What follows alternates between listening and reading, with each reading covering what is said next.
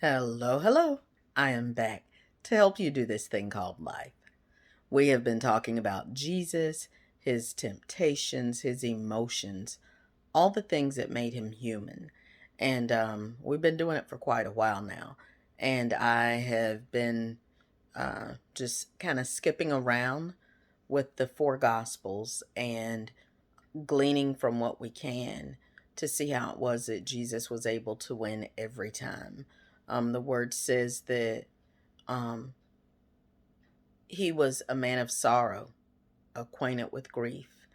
Um, it talks about how he is not a high priest that cannot be touched by the feelings of our infirmity, but just like us, he walked this earth and was tempted on every point. Okay.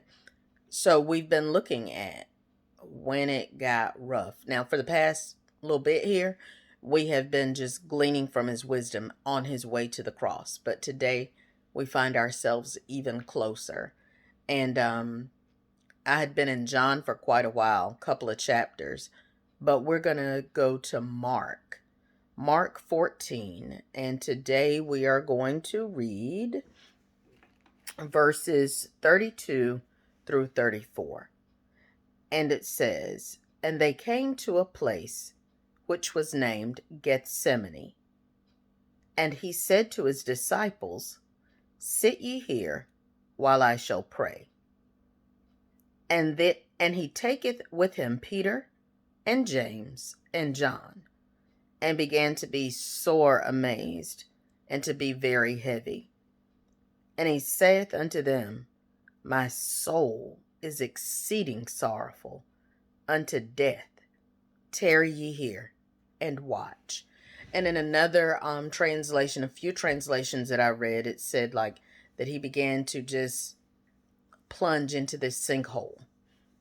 And, you know, in those three verses, and I think it's something that I've talked about before, if I'm not mistaken, but you see how Jesus had his disciples, and we know there were followers, and then there were the 12 disciples, which by now Judas has gone on to do his thing. And so there are the 11, and he brought them with him. They came to Gethsemane, but then he took three further. And when he took the three further, he was able to be more vulnerable. He was able to just kind of breathe a little. And I just want to encourage you. I know there are people who may be extroverts, people who may be introverts, extroverted introverts, introverted extroverts, all that stuff. Your personalities are different. Some people may prefer to be with family. Other people are hardly ever with their family. They're with friends, um, or with church people. But you need somebody. You need somebody because y'all, there's going to come a time when you are going to be up against something that is difficult, when you're going to be up against something that really challenges you. You're going to have some dark days. You're going to have some troubled times. And in those times, you need somebody that will just allow you to breathe. Even if they don't understand it, even if they can't fix it, just somebody. You need somebody to have you, you know? And not just in the bad times, the good times too. Because sometimes there are some things that we want to celebrate with somebody, and you look around, ooh, nobody's there. Even just as I said that, I remember um, earlier, well, in 2020, I don't even remember exactly what it was now. Oh, I do remember. I remember what it was. There was something that I felt like was a major accomplishment for me. I was super excited. Um, And there were certain people that came to mind that I wanted to share it with. And I reached out, I sent a text here, I sent a text there, I sent a text over here and one over there. And, waiting on the response. And I waited. And I waited. And I realized, okay, I gotta be okay if it's just me. And some people didn't, now because you do know how things work, So some people didn't see the text right away, or, some were like, oh, okay, great, congratulations. But, I knew what it meant to me. And, like I said, of course, people came back later, but it just, I, I did make some notations like, well, next time you have a celebration party, don't invite them. And if that was in a good time, my God, what's going to happen when I hit that place and I send out those texts? So, that's going to be a little further in this account at Gethsemane too.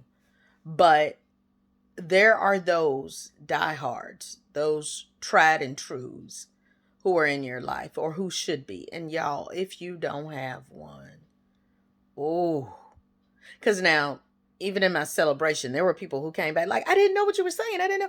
Oh, and they were genuinely happy, genuinely excited for me. But I'm praying that you can find that type of friend. And if you had them and time and circumstance and situations got in the way, I'm going to ask you to reach back out. Let them know how much they meant to you. And that doesn't always mean, sometimes it's just over.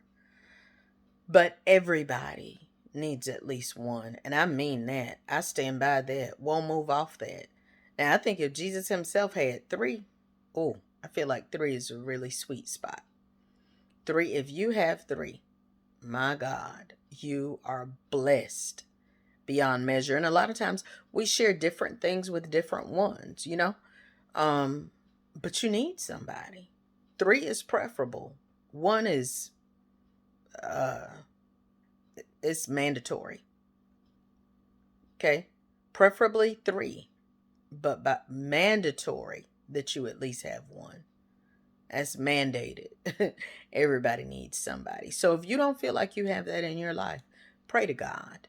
Ask him. Ask him to send them, or if they're already in your life, ask him to show you who they are.